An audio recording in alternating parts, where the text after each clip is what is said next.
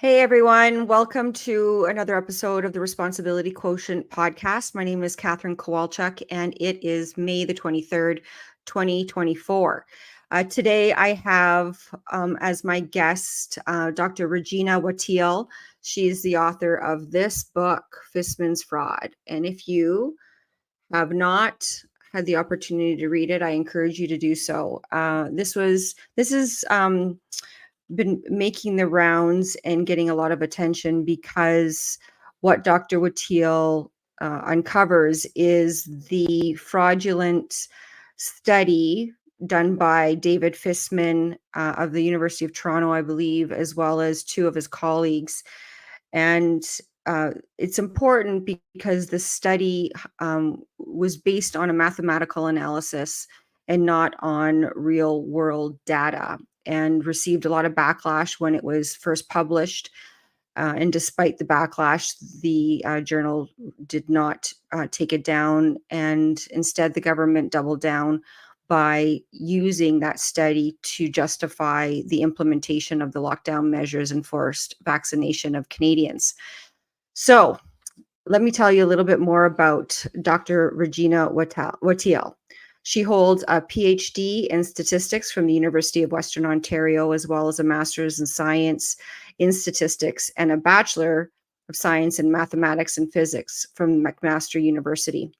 She has served as a consultant to medical practitioners, social scientists, and various levels of government. She also served as a principal statistician for an Ottawa-based economic consulting firm that specialized in econometrics, program evaluation, business case development, and risk-benefit option analysis. Regina has taught both undergraduate and graduate level university courses in multivariate statistical analysis, data analysis, and engineering statistics. Dr. Watteel's career path took a dramatic turn following a motor vehicle accident in which a substance-impaired driver plowed into her while she was putting groceries into the trunk of her vehicle. Ultimately, Dr. Watteel stepped down from her position to focus on rehabilitation, her health, and her 3 children. During the pandemic, concerns over the censorship of important scientific information and government course of action that seemed to be moving in a direction of maximal harm and risk prompted her to speak out against lockdowns and vaccine mandates and to run as a candidate in the 2021 federal election for Ottawa Centre. She has been outspoken about the need for transparency and the importance of adhering to a rational, evidence-based approach to the pandemic that is open to scrutiny. So welcome, Dr. Watteel, to the show. Sorry about that. This is my showing my lack of skills with technology these days. But anyway, I'm glad you have the controls. Yeah, well, anyway, welcome so much to the podcast. I was a friend of mine brought your book, I'll put it up again, your book to my attention a little while ago, and I've seen some other podcasts that you've been on. Let's just get right to it. What prompted you to write this amazing account of the fraud that's going on and being used as a basis for a government's decision?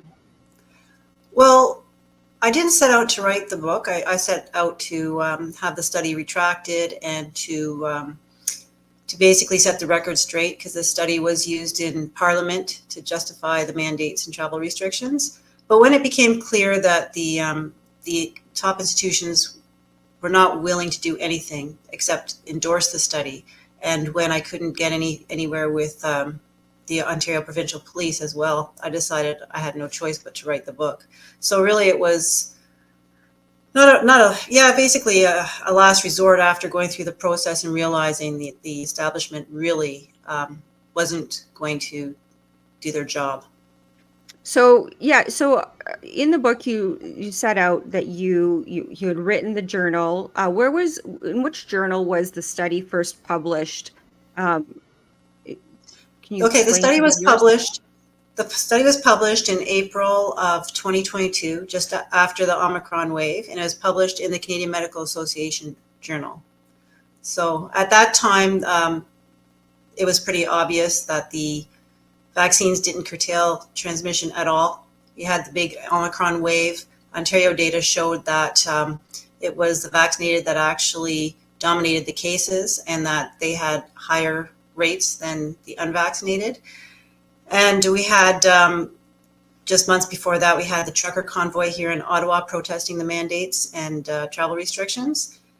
And that put a lot of pressure on the government to end the restrictions. And the provinces, one by one, did relent. But the Canadian government, the federal government, did not want to end their mandates, and they were in desperate need of science. The real science did not favor their mandates. So in comes Fisman's fraudulent study, and that was in April. So instead of, admitting that the mandates didn't make sense, instead they doubled down using this study. Right. So when March of 2020 was upon us, and the government was telling us, and mainstream media was telling us that we had to lock down, what were your initial thoughts about what was happening?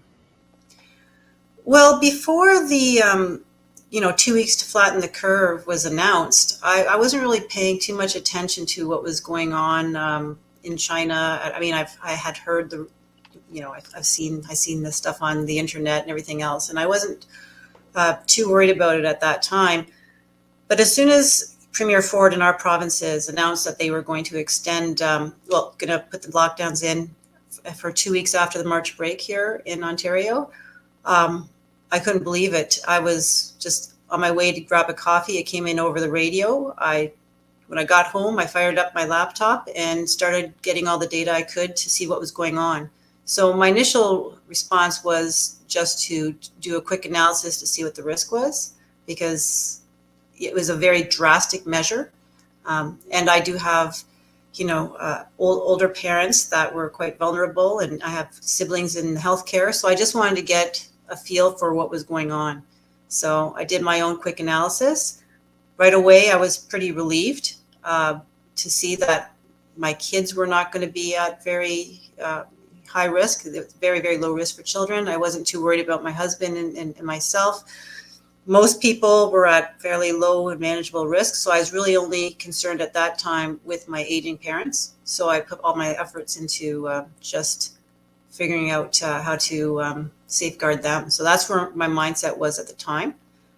I did not agree with the school closures at all. There was nothing to back those right away. I didn't understand that move by the government, and also based on the demographics of who is most at risk of this virus, I didn't see the need for an economic lockdown either. So that concerned me right away. Right. And then based on our initial conversation before today, there was a time where you were kind of going along with some of it. I mean, it was hard to not go along. I mean, I was banned from basically supermarkets because I never wore the mask. And I got a mask exemption really early on, I think in July of 2020, anticipating that Jason Kenney in Alberta was going to implement a mask mandate, which he ended up doing. And but there was a time where you kind of just said, enough of this. I'm not participating in this anymore. Well, I was pretty vocal right off the bat that the whole thing was quite ridiculous. So I was never quiet. When it came to the masking, I was not happy with the masking. I thought there was no real way that was going to work. I felt it was ridiculous. Here in Ontario, the masking started coming into effect in the summer of 2020. So when the cases were low and it was really hot outside and it was nice, and then they brought in masks. So I thought it was silly. So mostly how I dealt with that was I mostly didn't go to places that required them, but I do all the shopping in our house for groceries. So when I went to the grocery markets, initially I thought, okay, well, I'll have to wear the bloody mask to my grocery shopping. So that I did do until for a few months, just until the beginning of 2021. And the reason why I stopped with that is around Easter of 2021, there was some studies out about some basically toxic masks that were distributed to a bunch of schools. I think 5 million toxic masks went to schools, mostly in Quebec, and these children were forced to wear them, all in class, in gym, all day long. And I was so disgusted by it, and it didn't get a lot of media attention. Yeah. But I realized at that time that even me putting on my mask just to go into a grocery store was just, I couldn't do it. I mean, how are we supposed to expect our children to stand up for themselves if we don't? And so I just wouldn't be a party to it. And at that point, I wouldn't even put the mask on to go to the grocery store. So that was close to Easter of 2021. And Yeah. yeah, and I was glad. It was interesting, though, taking the mask off here in Ottawa, because Ottawa, they're very compliant to everything here in Ottawa. So I was pretty much on my own, going maskless for the most part. But really, it was easy. It was easy. Nobody said or did anything. So I found that really amazing. I did tell a few other people, and a few other people joined me. But apart from that, most people did wear their mask. Yeah, I had a situation, well, we'll get into it maybe a little bit later, but uh, it was interesting because we were, you didn't really know when you were going to get targeted when you went out, not wearing a mask or you wanting to comply with any of the bullshit. But I did end up becoming more housebound, that's for sure, and did more ordering to my house for groceries. And luckily all the big box stores got together in sufficient time to be able to organize themselves to be able to provide that sort of delivery service for the people that were trapped in their homes because of the ridiculous mandates. But let's get back to your book. And can you maybe give us a little bit of background about the authors of the study, and the players involved, like the institutions as well that participated and encouraged this? Okay, well, the main author, the lead author, is David Fisman. He's a tenured professor at the University of Toronto, and he's also a physician of internal medicine. And David Fisman was involved in pandemic modeling right from the beginning. So I believe he got his first grant in February of 2020 to begin modeling the COVID pandemic. And he's basically been the front man for Canada's pandemic modeling. And he advised all levels of government, from municipal to provincial to federal. So he was very influential throughout the entire pandemic. He also served on the Ontario Science Table. A lot of people are familiar with the Science Table was pretty prominent throughout the pandemic and had influence everywhere across Canada. He does specialize in mathematical modeling, as does Ashley Tweet. She is a co-author. She also has a PhD in that specialty. And then there was one other co-author, Afia Amoko. So the three of them co-wrote the paper. The paper was published in the Canadian Medical Association Journal. It was the three of the co-authors are from the University of Toronto, and it was funded by the Canadian Institute of Health Research. So it was a federally funded study. So when I first read this and realized that it was actually blatantly fraudulent, I tried to get the study taken down through CMAJ, the journal, but they were not interested in establishing any dialogue whatsoever. They had already received dozens of rebukes from other scientists, and they just weren't going to take it down. So then I went to the University of Toronto, and then when they refused to investigate, I went to the Canadian Institute of Health Research.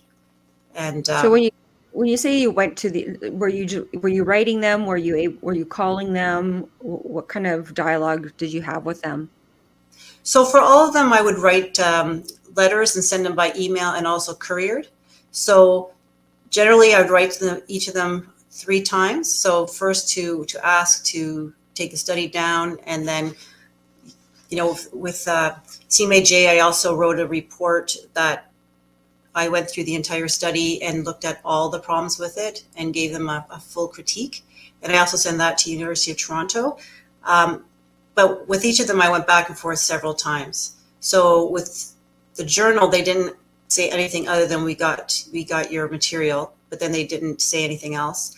With University of Toronto, at first they tried to say that my allegations of fraud, which includes fabrication and falsification of data and results, at first they said they didn't, that wasn't covered in their guidelines. And this is the Integrity Office, and that's one of the key things that they're supposed to address. So I had to go through their guidelines and point exactly where it says that, they're not allowed to do these things. And then they came back to me and said, oh, well, they tried to deflect it and say that the authors didn't do that. So then I had to go back and show exact examples and specifics. And then when I thought I had them cornered, they just kind of closed the case. And they said, nope, we're closing the case, we're closing the file. And then I went to the CIHR. So go ahead. Oh, CIHR, they did meet the panel, their panel met. And apparently it went to the agency's presidents, and they decided not to do anything. And with CIHR, I had asked them to set the public record straight because it had been shown in Parliament. And so I felt they had a duty to correct the record, but they decided not to. And did any of these organizations provide a rationale or any reasons for their decision to stop their investigation or dialogue with you? Not really. I mean, they try to say that this is a matter like a difference of scientific opinion, but it really isn't. It's textbook fraud. So it's not, fraud isn't a scientific opinion. They actually satisfy the textbook definition of scientific fraud. So. Okay, so maybe let's explore that a little bit. What about the study is fraudulent from your perspective? Well, what the researchers did was they concocted a deterministic model to simulate fake data that basically showed that unvaccinated individuals had higher incident rates during the Omicron wave. And then they tried to pass off that fake data as a true reflection of what happened, even though the real data said the opposite. So we had real data available, and it basically said that, well, it showed that unvaccinated individuals had lower incident rates than vaccinated during the Omicron wave. So there's two things that the researchers did that is considered fraudulent there. The first is to just make up data and pass it off as a true reflection of what happened. That's fabrication. And the second is falsification, when you ignore real data that just doesn't give you the results you want. And they did know there was real data available, and they chose not to use it. And they know this because basically I wrote to them and I told them, but not just me, many scientists did. And also they've used that data before, so they know that it exists. So they know the Ontario data well. So where were they getting their data from? Oh, it's just a model. They make it up. They create a model and they feed it inputs, and then it spits out what you want. So based on what you put in, you get results you want. It's completely deterministic. It's based on their assumptions, which are incorrect. Right, garbage in, garbage out, kind of thing. Yeah, it's completely. It's there's no real data here. They just make it up. Yeah. And well, you can say you did a model simulation and make it up. It's when they try to pass it off as a true reflection of what happened. So there was a lot of effort put into that paper to make it sound like it was based on real people and it pertained to real people. And they used the word people 76 times in that document. People this, people. We found that people, who did not vaccinate, that kind of language is inappropriate. Well, because there were no people based on the numbers that they created. It was just there was no just assumptions that they inputted in. Yeah. There's no model validation whatsoever. I mean, this model was bad, not just because it was fraudulent, just scientifically, it was a garbage model. So there was a lot wrong with it. So at one point you went to the police as well, didn't you? Yeah, once the institutions were not willing to investigate, I did a little bit more digging, and I found they just had a lot of conflicts of interest themselves. I decided to go to the anti-rackets branch of the Ontario Provincial Police and ask them to investigate. So I wrote a 150-page evidentiary report and sent it to them. And then a few months after that, I did have interviews with them. Obviously, it didn't go anywhere. No, no, it was pretty clear that they did not want to investigate. It was a fairly cordial. The first talk was fairly cordial, but there's a lot of indications that they weren't interested in investigating this. And the second follow-up interview was not good at all. That was very hostile. So they were not interested in pursuing this. Right. And so ultimately at the end of the day, I remember when we were speaking, you really felt like you had no choice but to write this book because you're getting stonewalled at every turn, really. I mean, just weren't getting any sort of reaction or indication that anything was going to happen. Do you think this was like a coordinated thing with the government? We're trying to get information as to whether the government had any direct connection to the study itself, and whether they had, like, we still don't know who coordinated the media frenzy afterwards. This is a scientific Well, study. what about the fact that they funded it, like a government agency funded it? Well, they funded it and then they waved it around just a few days after it was published. So they knew about this study, yet somehow they don't know about the data that was sitting on the Government of Ontario website. I mean, they could have looked at that, but they didn't. It's pretty easy to read. Instead, they waited for a fraudulent study and then waved it around in Parliament. And the other issue, of course, is that there was a huge media storm after this, which is very unusual for research papers. So right away, this was blasted across Canada. It went in over 100 stories. Over 90 media outlets covered it. So, and it started within hours of the study's publication. So it would be nice to know who organized the media. I still haven't gotten any answers to that. There was an order paper question that was asked in Parliament asking about CIHR's funding of this study. And that did recently come back, but they didn't give any information when it came to the media. And they also, lied about not getting any negative feedback about the study, because I publish it in my book and I show the emails and everything in the supplementary guide. And yet the answer that came back from this order paper question was that CIHR didn't get any negative feedback. So Wow, they just lie. It's just amazing how good they are at lying. Well, they don't want to admit to knowing anything, right? They want to portray that they don't know any better or they never got any of this information. So I think that that's what this is. They don't want to admit that they received the feedback, and that feedback was that the study was fraudulent. So I think this puts them in a very bad position now that, they lied on the order paper question. So that opens up a whole new can of worms right there. Well, you would think, although, these people seem like they're a Teflon. Sometimes I feel like I'm like, does anybody hear anything that we're saying? Because they're so good at just looking straight through you and saying continuing with their talking points without ever addressing it. Politicians were generally bad to begin with by not answering questions, but this, to me, this political theater performance that we're seeing as post, during and post COVID has reached a new level from my perspective. It has, but I don't know.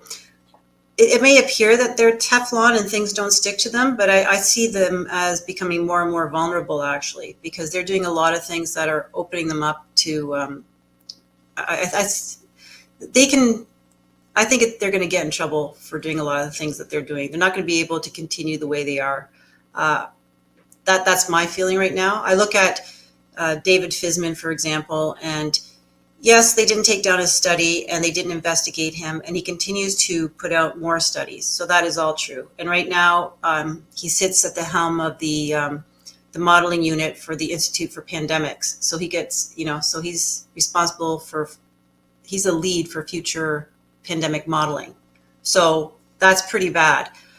And so he has put out a couple of studies since my book got published that were extremely problematic. He put out a false like masking study, and he put an update to the study that I talk about in my book. And he's still, still sticking to the same points. He's still sticking to the point that he believes the unvaccinated are disproportionate risk. With the masking, he was pro-mask, pro-lockdowns, pro-everything. But the problem is that his studies are so bad and so demonstrably bad that it's becoming increasingly embarrassing to stick by them. So right now, I am in the middle of writing some more letters. One I just submitted to the American journal, PLOS One, and because they published his updated model. So it'll be interesting to see what they come back with, because now we're outside of Canada. I'm not sure how they're going to respond, if they're going to be like CMAJ and just keep this ridiculous model, or if they will actually take it down. But, that will be interesting. I do make a strong case.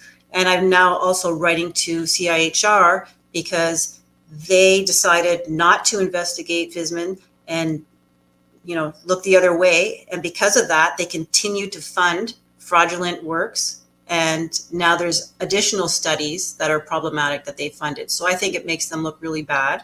And now we have this lie on the order paper question. So I think things can, I think if we keep going, I think we're going to get somewhere. I really do. This is a very, very, blatant case of scientific fraud. It's provable. It's very strong. So far, nobody has refuted anything I've said. I do believe that this is our strongest way forward if we don't want to see mandates in the future. So do you think that, and this is probably something that, I could probably opine on as well, but do you see any of this information, or have you heard of any cases being litigated using your information, or have you been approached for that purpose? Well, I'm not sure how people are going to use it. I hope so. When I look at a lot of the cases, they seem to rely on expert opinion, but it's expert opinion that has a lot of holes in it, and you can show that a lot of the expert opinion is wrong. My book is more on facts that are solid. It's not really an opinion piece. I mean, if I look and I have all my references, but when I say that the Ontario website had this data and I show what the data is, that's a fact. That's that's just how it is. When I say that this model was a simulation, that's what it is. These are facts. So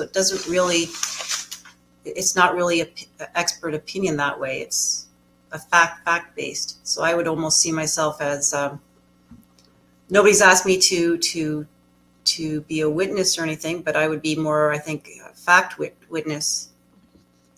Right. Yeah. Well, definitely. Your information is stunning and strikingly different than what the government has put out, for sure. Chapter 13 of your book, you talk about the courts a little bit, and you highlight that a few months after COVID, Lametti, the Justice Minister Lametti, the federal Justice Minister, and the Supreme Court of Canada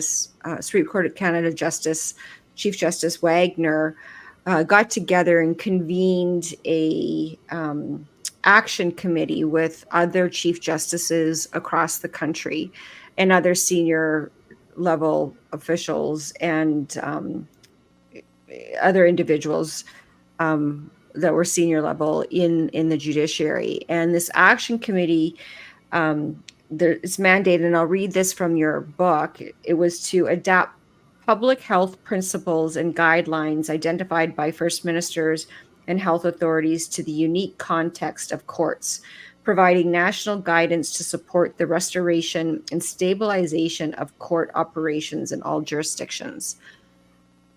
And then you go on to talk about how the federal court and the Supreme Court of Canada both implemented their own vaccine mandates and were bragging about how they were all vaccinated. And I don't know if you know this, but in 2021, I sued the Court of King's Bench and the provincial court, is now called the Alberta Court of Justice in Alberta, regarding their trying to force mask me to attend court. And it was interesting. I was in provincial court that day for what was supposed to be a trial that we ended up getting adjourned. But I was basically harassed by security guards coming into the courthouse. And then I proceeded up these and refused to wear a mask. And then somehow got through security because I put it around my chin. But I took it off when I got into the courtroom, and the judge at that time said that I had to step into his jurisdiction in order for him to be able to provide me permission to take my mask, to not wear a mask, right? And so that initiated a few letters being exchanged, and then they actually, the court's lawyers actually invited me to file a human rights complaint against them. Because they weren't going to do anything about their policy. They had a no masking policy at that point. The vaccine hadn't yet arrived on the scene in terms of a mandate for them. And so I thought about it a long time, and rather than doing that, I decided that I would bring a claim against them. And part of the claim is a charter challenge, of course. And it's kind of been sitting, that case has been sitting in kind of abeyance, being case managed by a judge that doesn't want to return correspondence with my lawyer. So in any event, it didn't stop me from talking about it. But you make a good point in this book. And you ask, something along the lines like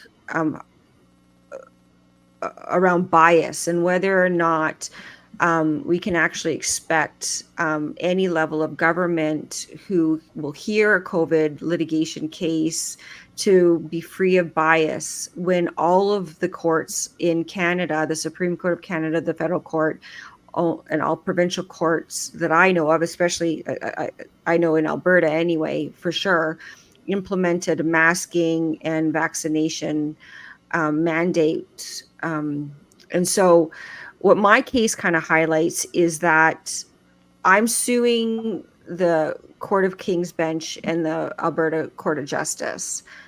But the Alberta Court of King's Bench is going to also, not only am I suing them, they're the defendant, but they're also going to be the decision maker. Yeah. So, I mean, if anything, COVID highlighted the cracks in the inadequacies of our judicial system from that kind of perspective. But I'm not certain. I hold the same skepticism I think you do in your book about whether or not justice will actually be attainable. Yeah, there's plenty of issues right now with the justice system.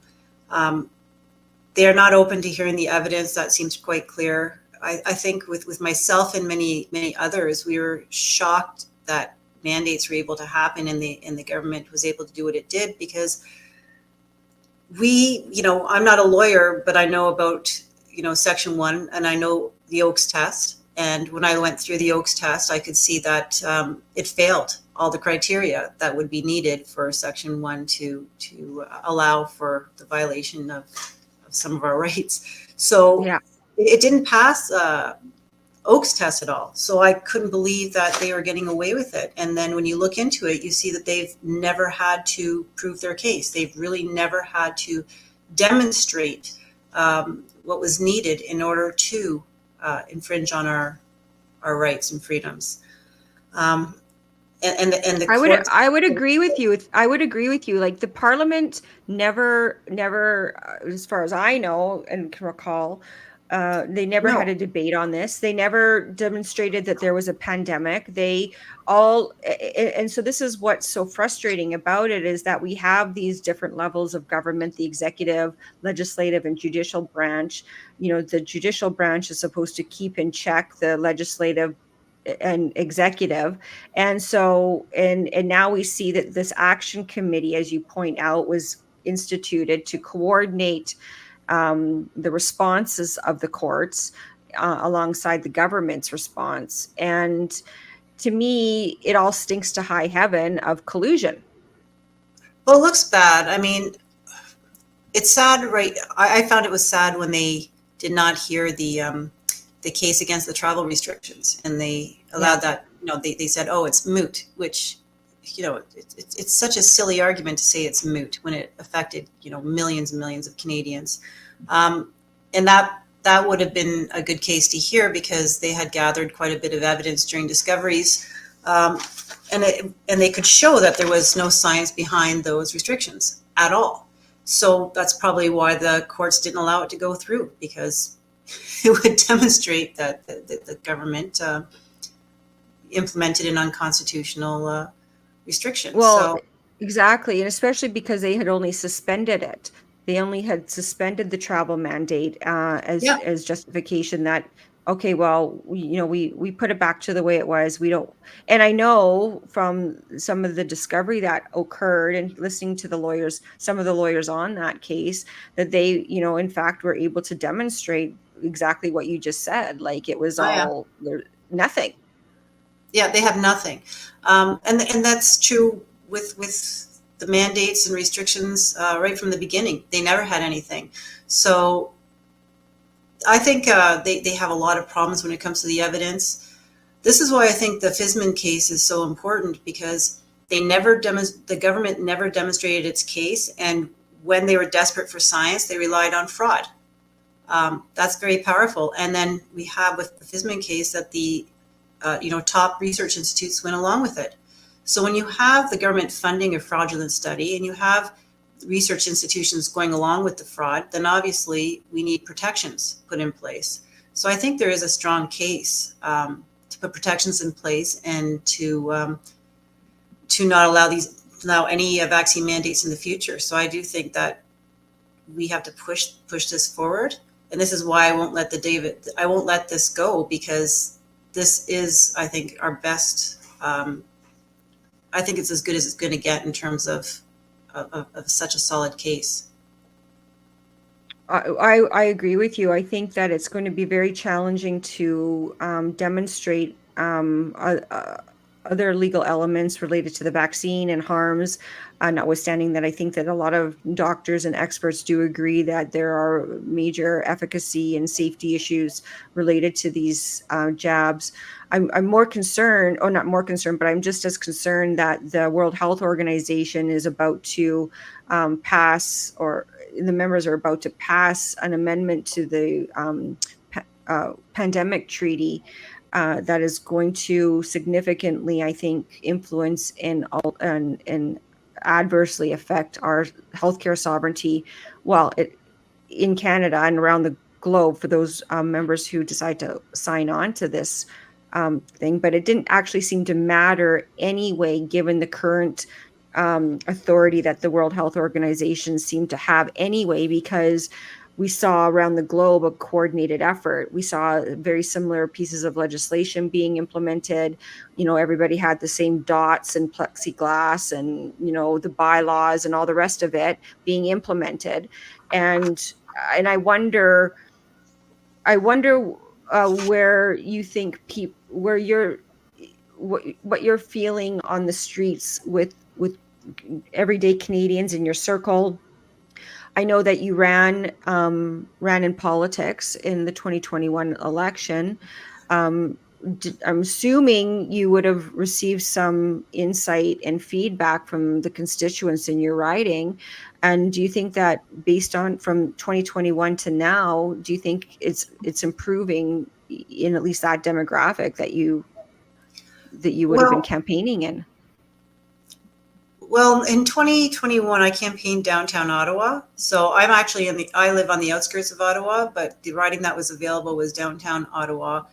And they were not open to the message at all. I mean, downtown Ottawa, that's where the Freedom Convoy ended up. So even at that time, which was months after the election, they still were not open to hearing anything to do with, you know, against the mandates. The downtown Ottawa is very liberal, very NDP. They were very in support of all the restrictions. Well, the residents that could vote were. I did talk to a lot of there are a lot of travelers that go through, and they weren't as keen. And there seemed to be a very big difference between the people who were financially well off versus those who weren't. The ones who are financially well off seem to be more on board with the restrictions than the ones that were struggling. I did find that when I was campaigning. I don't know if too much has changed downtown. I talk more to the again. I live on the outskirts of Ottawa. When I go downtown, they still are pretty strong into anything the Liberals and NDP says. So. But I don't think that that's representative of the country. You know, downtown Ottawa is just, you know, very it's a small subset. But when I and you ran with the People's Party, is that correct? I did. I ran with the People's Party. They were the only party that was fighting the mandates. They were the only one. Yeah. I was hoping that the Conservatives would. They did say that they weren't going to implement mandates if they got in, at least not yet. I was really listening carefully to what they were saying at the time, and they were in a very strong opposition when it came to the mandates. They weren't fighting against it the way well, they were in fact criticizing the government for not getting the vaccines into arms fast enough. Well, that's the thing. Like they were very pro-vaccine, but they themselves wouldn't mandate the vaccine. So that's where they drew the line. But even when you looked at some of the MPs that were running, you know, in neighborhoods, like in Cornwall, for example, had a Conservative MP. And when you listen to what he was saying, he was on the fence, and all he could say is, well, I don't think it's time to mandate yet. And so when I hear that kind of talk, it doesn't give me a lot of faith that they would have stood against the mandates. So yeah, I ran with the People's Party. The People's Party was very strongly against the mandates and the lockdowns, and so was I. There was no evidence whatsoever for those measures. And I know. Go ahead. Go ahead. Sorry. No, go ahead. No, I was just saying at the time when I ran, my whole family was pretty much affected by this because my two older children were at university, and they were required to vaccinate if they wanted to go on campus or to be to remain in varsity athletics. My husband was a federal worker, so he was subjected to the federal mandates. My youngest, you know, he was just starting high school, but he couldn't partake in any sports or anything like that. And I have siblings in healthcare, so we were all really affected by what was going on with the mandates. So I felt I had to step up and run. Yeah, I felt the same. Well, I felt like I had to speak out right from the giddy up. And I was really actually surprised at how receptive Canadians and Albertans were to the mandates generally. It was really disappointing to me, and there was always a small but there was a lot of people that were quietly going along to get along, and which I think further exacerbated the issue, because what we really needed to be was in solidarity. And you know, a friend of mine always says, you know, like if we had just said no to the masks, this could have potentially changed the trajectory of Yeah. of where this thing went. Yeah, it would have been, well, masks are very, obviously, if you're wearing a mask, you're showing compliance. So that goes a long way. So, so yeah, if we It would have, does, and it's been very effective because we still see I see a bunch of people wearing masks now where you would never have seen that pre-COVID, that's for sure. So it's definitely done a good job instilling that sort of fear it has. into people. And I think it's really tragic because, not only did the people like myself, who didn't comply with the mandates, we had our own our own adverse reaction. I know for me, it's been very hard on my husband and myself and our family, and we had to make decisions as a result of the lockdowns, mostly because of the economic impact. Because my husband did lose his contract for a little bit there because he wouldn't go along with all this nonsense, and so it's really had an impact on my family personally. And so that, so you go from people who have been adversely injured and as a result of these forced and coerced jabs, people have died, families have been ripped apart. What was it like for you and your family, going through that? And did you, how were the relationships for you? Um, well, my immediate family was, we were all on the same page. So that made things, I don't want to say easier, but at least there was no friction within my family. My kids were all on Yeah. board. My husband and myself, we were on the same page. My siblings as well, my parents even. So there was no friction within my family. Friends fell off really fast, like Yeah. really fast. Um, so that was unfortunate. And of course, when you look at your extended family, um, there was some issues there. The problem, of course, was we were all together and on board with each other, but all of us were affected by it then, right? So, my husband was on leave for most of 2022. My one brother, he worked for Canada Post. He was put on leave. My sister lost her job. She was a heart technician. Um, my other brother worked as a respiratory therapist, and he was forced to, he felt he didn't want to lose his job, so he did end up taking the vaccine, um, but he did not want to, and now he's pretty upset that he was forced to do that. And then, of course, my kids, they weren't able to go on campus and go to school. Both my oldest son and my oldest daughter, um, they no longer compete in track and field. They were top athletes before, and they've never been able to go back. So it's Mhm. from that perspective, it's been very, very bad. Also, my husband wasn't able to see his dying mother um, Mm. at the end, and my daughter wasn't able to go to my mother-in-law's funeral because of the travel restrictions. So it's had a very, very negative impact. The mandates have had a severe and negative impact on my entire family. Um, but we were strong. And I think that, Mm. I mean, we don't regret what we did at all. We are very happy with our response. We would do it again. Um, I mean, I'm pretty happy to be on the other side of a lot of that and hope it doesn't happen again. But I'm not willing to just hope. I want to make sure that they can't do these things again. And that's why I'm doing this. So, um, Do you think that, after your experience running, do you think that there's a political solution to this?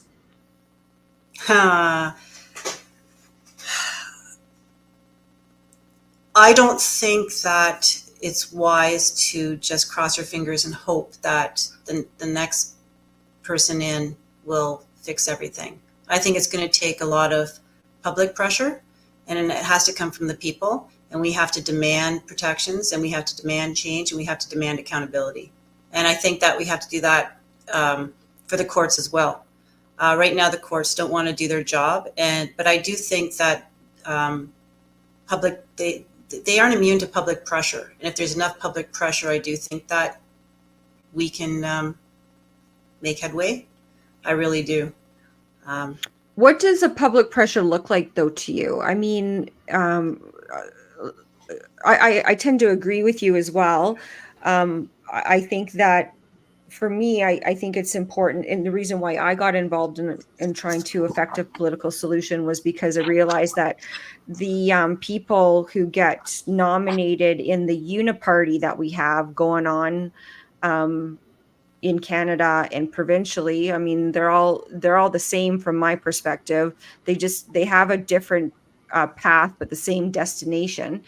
Their policies are mostly the same with respect to the real core issues that are fundamentally changing the social and economic fabric of our society. So that's my opinion about it. So I think that, but unfortunately, what my experience was that the uniparty narrative was so strong and convincing, and it was surprising to me how many people were so willing to forget about COVID, because I ran after the mandates had been lifted, right? Oh, And I was the only person in the constituency where I was running that brought up the COVID lockdowns or measures at all.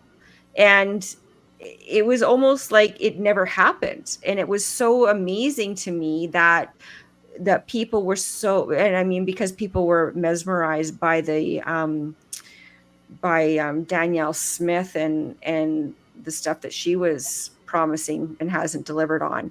But in any event, I think that it is going to be public pressure, that we have to remain steadfast in that and continuing to hold our government accountable. And I think that, thank goodness for the internet, so long as, we don't have for as long as we don't have major censorship, even though we do have censorship, I think the internet has been a godsend in some respects to get this message out to people.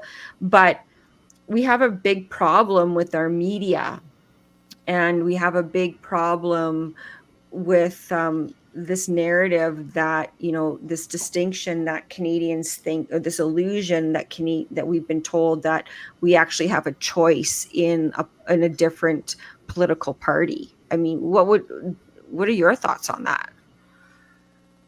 okay. Well, to me, there are a lot of people that just want to forget what happened and move on. And that's not a good idea at all, in terms of, if we do that, it's going to happen again. Everything's in place for mandates to happen again, and for our rights and Yeah. freedoms to be infringed upon again. I mean, they did it the first time. There's been no negative repercussions whatsoever. They got a lot. There was a lot of benefit to them for doing what they did. They got a lot of power. They were able to spend a lot of money. There's no reason for them not to do it again, unless we put protections in place. For the political parties, what I look at, I think that the more I talk to people, it's very obvious that people across all fields were impacted negatively from the mandates, and that includes, some politicians. So when I look at, for example, at the Conservative Party, the Federal Conservative Party, I was not aware of politicians that were kind of sidelined at the time, but now I am, right? And that's what happens, that people who were impacted, they didn't have a voice, so you didn't hear about them. But there are people, that are in positions that can bring this, to the forefront. And when they go to fight things, they have to have the tools to do so. And so, that's part of what I see I'm doing, is trying to create the tools to help them push for change. So it's part of getting the tools in the right hands, right?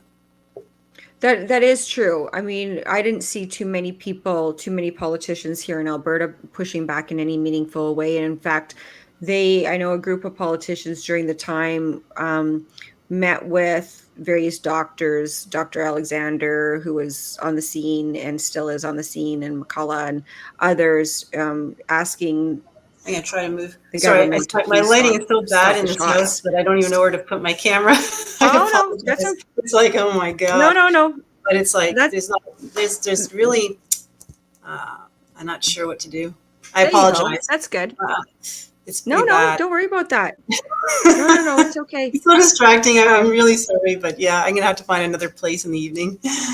Oh, no worries, no worries. But I was just saying that, they had the opportunity to table information in the Alberta legislature midway through the pandemic and plandemic, and they haven't done it, right? And so I guess I'm a bit jaded because I think that it's very obvious what we needed to do. We need to have a public inquiry. I think independent public inquiry. We need to get some laws, repeal some laws that are just not serving us. But mostly we need to have people, I think, stand up to I guess, as you said, like, I think, run for politics, and I think people need to be Yeah, encouraged to vote differently. But also I agree with your standpoint too. I mean, we're not all experts in all things, and we need people with your expertise to weigh in on making sense of these studies and doing that analysis that you did. So I think I'm a huge fan, and I think that if there's anything that we can do to support you so that we can support other people in helping them affect some change, that would be wonderful. yeah. Like I've been very fortunate actually. Like since when I first published my book, it was a bit unnerving because I didn't know what to expect and who was going to come after me. Um, and I didn't know exactly how I was going to get the message out. And I've been very fortunate in that I've been able to go on podcasts like yours and get the message out. So that's been, I've been pleasantly surprised about that. That's been amazing, that kind of support. Um, Also, because of that, this book ended up getting into the hands of some MPs, which is important. So because, like Yeah. mentioned, there are some MPs that really do want to see change, and they do want to, uh, bring in protections. So the fact that my book was able to get into their hands was very important. Um, and also, as time goes on, more opportunities arise. When Fisman updates his model and puts it in a U.S. journal, to me, I mean, it is a bad sign because they're continuing with the nonsense. But there's another journal now that I can reach out to and demonstrate what's going on. And I'm hoping that I just get a better response this time. But if I don't, I'm very vocal about it, and reputations will suffer for doing this kind of nonsense. I'm not going to stop. When I look at Yeah. research fraud, I mean, research fraud, that's a hill that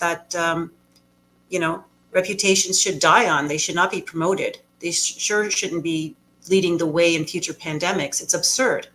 The fact that this nonsense continues just means that my case is getting stronger, and I'm going to be louder until I get the change. There's really no reason for me to stop doing what I'm doing until this gets taken down. And I don't just mean like the study gets taken down. What gets taken down is this pandemic of the unvaccinated nonsense. That's what needs to be Yeah. taken down. And when that crumbles, their whole justification for bringing in the mandates crumbles. So I do see this as the way to show that the whole thing, all the mandates, were based on fraud, and they should not have the power to bring them in again under any circumstance. Well, I couldn't agree more with you. So where can people find your book? Here, I'm going to put it up again. Well, it's on Amazon, also on Indigo, and also Vets for Freedom has it on their website for those who don't want to go through the big chains. So I do appreciate the support, and I keep fighting. Yeah, is there a place where people can find you? Do you have a website or anything like that we can direct people to?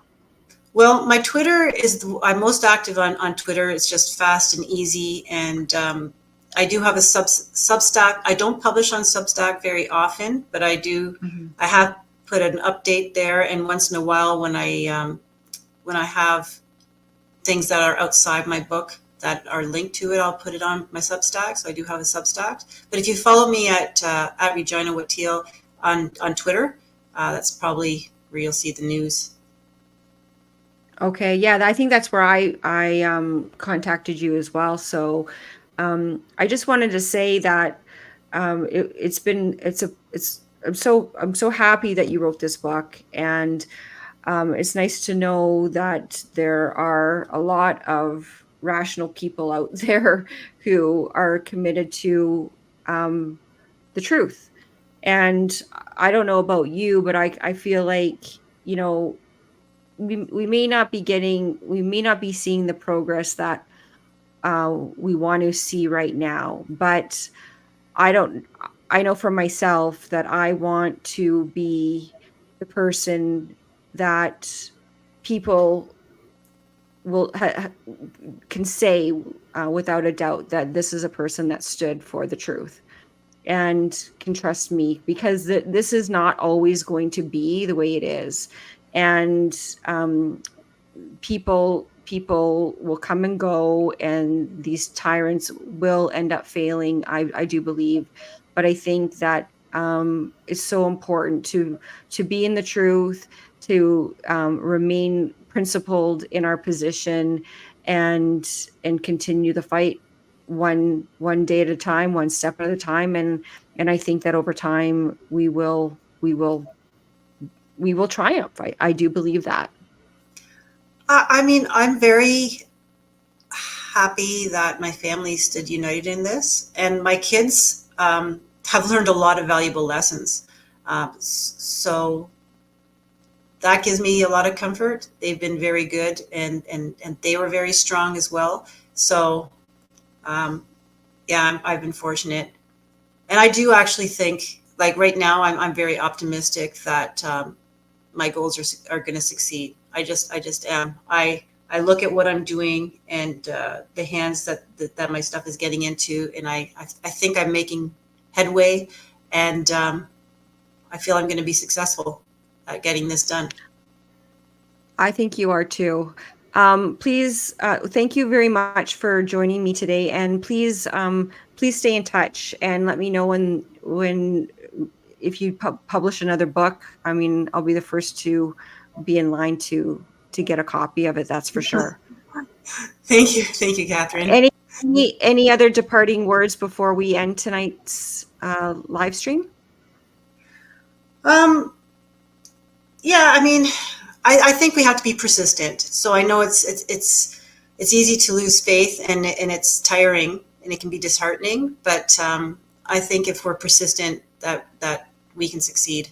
So I think so too. Well, you are an inspiration to me, and I think to other Canadians. And this information is very easily purchased, and give a copy to your friends, to your MLA, to your MP, to your city councillor, because well, it's the truth, and it's fact-based, and we need to get the message out. So thank you very much for joining me today, and please stay in touch. I hope that we can have a conversation in the future, and celebrate the wins that we're about to receive.